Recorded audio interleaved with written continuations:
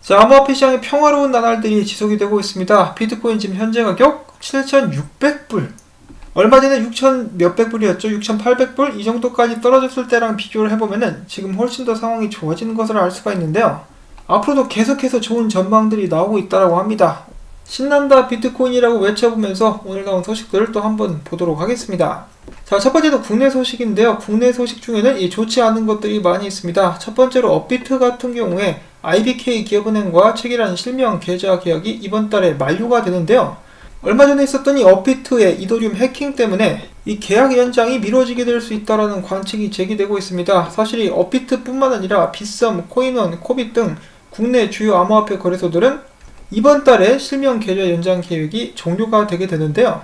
만약에 이 서비스 갱신이 되지 않는다 그러면은 원화로 암호화폐를 거래할 수가 없게 되기 때문에 국내 암호화폐 업계뿐만 아니라 국내 투자자들에게도 굉장히 중요한 한 달이 되게 될 수가 있을 것 같습니다. 자, 과연 이 은행들이 너그럽게 암호화폐 거래소들의 요구를 받아줄 것인지 참 답답하죠. 우리 돈 가지고 우리가 암호화폐 사겠다는데 은행이 뭔데 이래라 저래라야 지돈처럼 행세를 하고 있어요. 이렇기 때문에 탈중앙화가 필요한 것은 아닌가라고 다시 한번 생각을 해보고요. 자, 전 세계적으로 일어나고 있는 상황이긴 한데 비트코인 거래가 급감하면서 거래소들이 폐업을 줄줄이 하고 있습니다.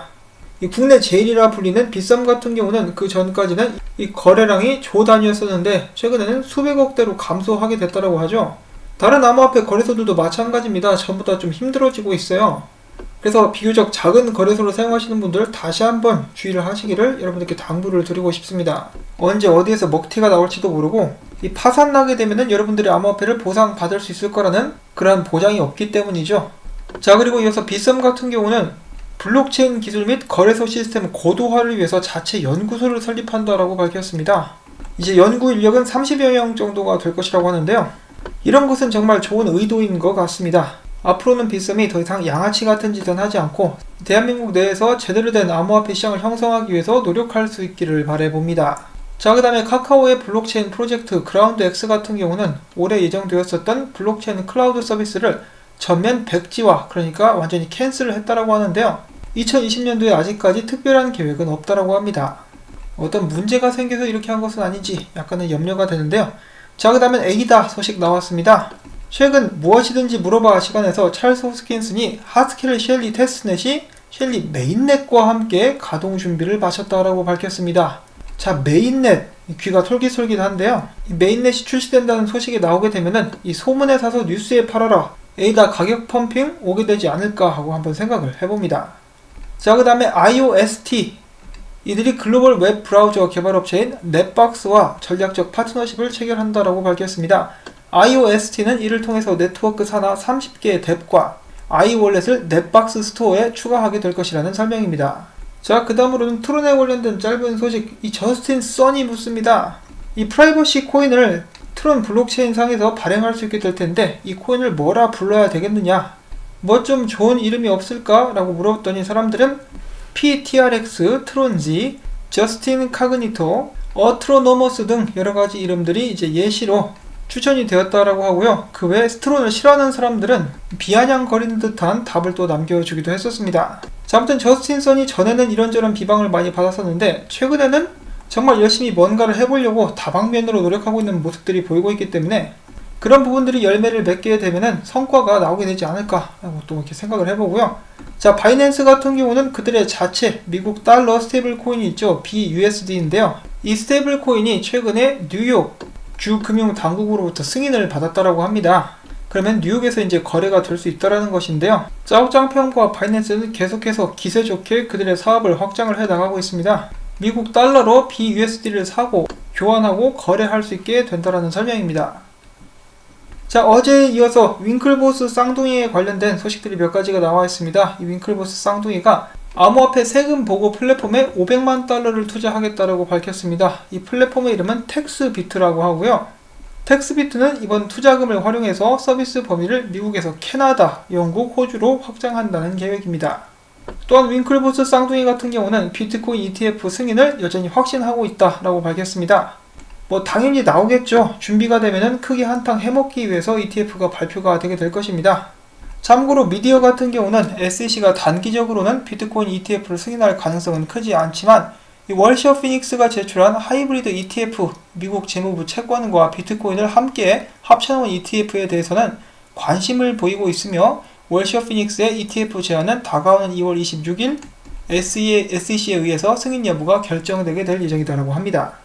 자, 그 다음엔 텔레그램에 관련된 소식들이 나오고 있습니다. 텔레그램 같은 경우는 블록체인 및 토큰 판매를 했다가 SEC에게 덜미가 잡혀가지고 중단된 상태죠. 최근에는 이 SEC가 톤 프로젝트에 관련된 재무 보고서를 제출할 것을 요청을 했으나 텔레그램 측에서 거부를 했었던 그런 일이 있었습니다. 그리고 또한 이어서 텔레그램 측은 톤 월렛이 다른 서드파티 앱들과 경쟁하게 할 수 있도록 메신저와 분리를 시키겠다라고 밝혔고요. 나중에 당국과 법률이 허용하는 범위 내에서 메신저와 통합될 수도 있겠다라고 이야기를 했고, 거기에 이어서 그램 토큰은 투자 상품이 아니다라고 밝혔습니다. 이 그램 토큰의 구입 및 보유가 미래 수익에 대한 기대와 연관돼서는 안 된다라고 이야기를 한 것인데요. 아무래도 이 하위 테스트를 의식한 것 같죠. 그램 토큰은 증권이 아니다라는 것을 강하게 주장하려고 이렇게 노력을 하고 있는 것 같습니다.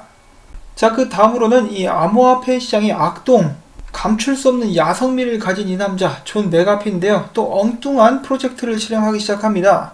미국 의회 의원 535명 모두를 토큰화하는 프로젝트인데요. 이를 미 의원 토큰이라 부르겠다라고 이야기를 하면서 자신이 운영하는 거래소인 메가피 덱스에 상장시킬 것이라고 합니다. 그러면서 하는 말이 미국 의원들이 정말 가치가 있는지를 확인해 보게 될 수 있을 것. 참고로 상장가는 1페니라고 합니다. 어떻게 또 이런 기상천외한 생각을 했는지 모르겠는데 아무튼 이 재밌는 프로젝트인 것만은 확실합니다. 자, 한편 짧은 소식, 이 자누커 턴 같은 경우는 최근에 비트메인이 인원 감축을 하겠다고 밝힌 것에 대해서 나는 반대한다라고 이야기를 했으나 이미 쫓겨난 친구가 무슨 할 말이 있겠습니까? 그러지 마시고 중국집 가셔가지고 탕수육에 꼬냑 한잔 하면서 이 괴로움을 달래보는 것은 어떤가 하고 한번 생각을 해봅니다.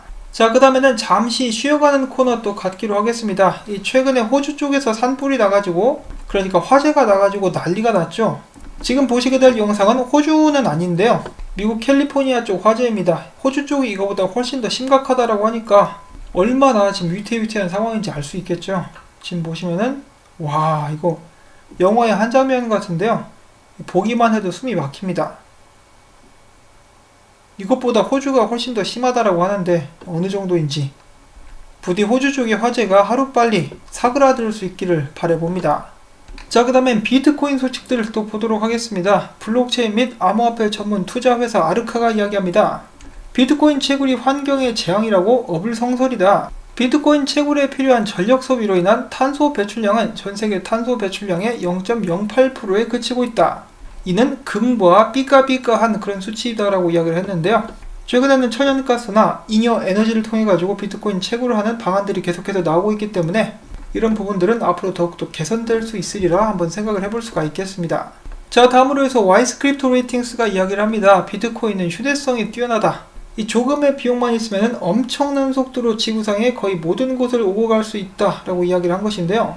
이에 반해서 금이나 은 등 귀금속은 본질적이고 고유한 가치를 갖고 있으나 귀금속은 휴대성이 떨어져서 정부 등에 의해 압수당할 수 있다는 리스크를 가지고 있다는 설명입니다. 자, 실제로 이런 예들이 있었죠. 베네수엘라에서 국민들이 나라를 탈출하려고 하는데 국경에서 군인들이 검색을 하면서 뒤져가지고 나오는 것은 다 뺏어간다 이거죠. 그게 돈이든 금이든 다 뺏기는데 비트코인은 그들이 뺏어갈 수가 없다라고 베네수엘라를 직접 탈출한 사람이 이야기를 한 바가 있었습니다. 그리고 또한 금이나 은을 다른 나라로 옮기려고 해도 세금을 많이 물어야 되는 등 여러가지 문제들이 발생할 수가 있기 때문에 그런 면에서는 암호화폐가 으뜸이다라고 볼 수도 있겠습니다. 자, 능력만 된다면은 금과 은, 암호화폐를 고루고루 갖고 있으면 더 좋겠죠. 자, 그 다음에는 윌리 우가 이야기합니다. 올해 비트코인 온체인 거래량은 인터넷 결제의 규모를 넘어설 전망이다. 2019년 같은 경우는 인터넷 결제의 규모가 약 4.1조, 비트코인은 3.8조였는데 올해에는 이 비트코인이 인터넷을 제껴버릴 수 있을 것이다 라고 기대를 하고 있는 것이죠. 비트코인은 그 누구도 무시할 수 없는 힘을 갖춰 나가고 있습니다. 자, 그리고 이어서 빠질 수 없는 소식이기도 하죠. 미국과 이란의 갈등. 노보그라츠 가만히 있지 않고 또 한마디 합니다. 미국과 이란 양국 갈등이 비트코인과 금의 가격 상승으로 이어질 것. 아니, 이거 모르는 사람이 어딨어. 이런 걸 전망이라고 하면 안 되겠죠? 아이 구라 형님 이거 은근히 묻어가려고 하시네 이거. 자, 아무튼 이런 지정학적 리스크 때문에 분석가들은 이야기합니다. 비트코인의 단기 목표는 7,800달러다. 근데 여기서 한술 더 떠가지고 넥소의 CEO가 이야기합니다. 비트코인의 반감기가 실시되는 올해 5월 비트코인 가격이 무려 55,000달러를 무난히 돌파할 것. 낮수를 자신 분이 또 한 분 계시는데요. 그냥 그런가 보다 하고 넘어가면 되겠습니다. 자, 그럼에도 불구하고 비트코인의 강세는 절대로 무시해서는 안 되겠는데요. 이 비트코인이 7,580불 위에서 마감되게 되면은 역 헤드앤숄더 패턴이 나와주면서 8,735달러를 향한 추가 상승의 문이 열릴 것으로 사람들은 예상을 하고 있습니다. 코인데스크 역시 14일 RSI가 2개월 최고 수준인 56에 머물고 있기 때문에 비트코인 상승이 이루어질 것 같다라고 밝힌 그런 상태고요. 이 분석가들은 한술 더 뜹니다. 어떻게 보면 긍정적이고 어떻게 보면 설레발이라고도 볼 수가 있겠는데요. 누구 설레발이 더 그럴듯한가? 첫 번째로 이 암호화폐 분석가 크립토 울프는 이야기합니다. 지금 비트코인이 축적 기간을 거치고 있는 것 같은데 비트코인이 8,090달러를 넘어서게 되면 지난 7개월 동안 걸쳐서 이루어졌었던 사락형 쐐기 패턴을 부수고 위로 올라가게 된다. 그렇게 되면은 이 상승 세력이 힘을 받아가지고 9,550불은 정말 쉽게 갈 수 있을 것이다. 자, 이거 뭐 공부가 세상에서 제일 쉬웠어요 이런 말이 생각나는데요. 9,550불이 제일 쉬웠어요 이렇게 말할 수 있는 비트코인의 가격 상승 한번 또 기대를 해보고요. 그 다음엔 크립토 마이클이 이야기합니다. 비트코인이 첫 번째로 7,600에서 7,800불대를 뚫고 나가는 것이 중요하고 이렇게 뚫고 나가게 되면 나는 결국 9,400달러까지 상승할 거라 기대를 한다. 그러나 그 전에 비트코인이 7,200달러대까지 떨어져서 조정을 받아도 놀라진 않을 것이다. 자, 그 다음에 크립토 랜드도 여기에 뜻을 같이 합니다. 비트코인이 7,500불을 깨부시고 올라갈 수 있으면 9,000불대까지 열려있다. 자, 지금 현재 7,500불 위에서 비트코인이 거래가 되고 있기 때문에 이 사람들의 예측이 현실이 될 가능성이 점점 높아지고 있습니다. 자, 과연 비트코인은 떡상을 이룩할 수 있을 것인가? 비트파이넥스 같은 경우는 좋다고 롱치는 사람들이 점점 더 늘어나고 있습니다. 여기서 조금만 더 올라가게 되면 사상 최고치를 다시 한번 갱신을 할 수 있게 될 텐데요. 자, 과연 지금 롱치고 있는 사람들의 운명은 과연 어떻게 될 것인가? 이 비트코인 앞으로의 움직임에 정말 많은 사람들이 그들의 눈알을 부릅뜨고 지켜보고 있는 그런 상황입니다. 자, 마지막으로 희망회로 한번 더 돌려볼까요? 마지막 희망회로 오랜만에 금과 비트코인 차트 비교인데요.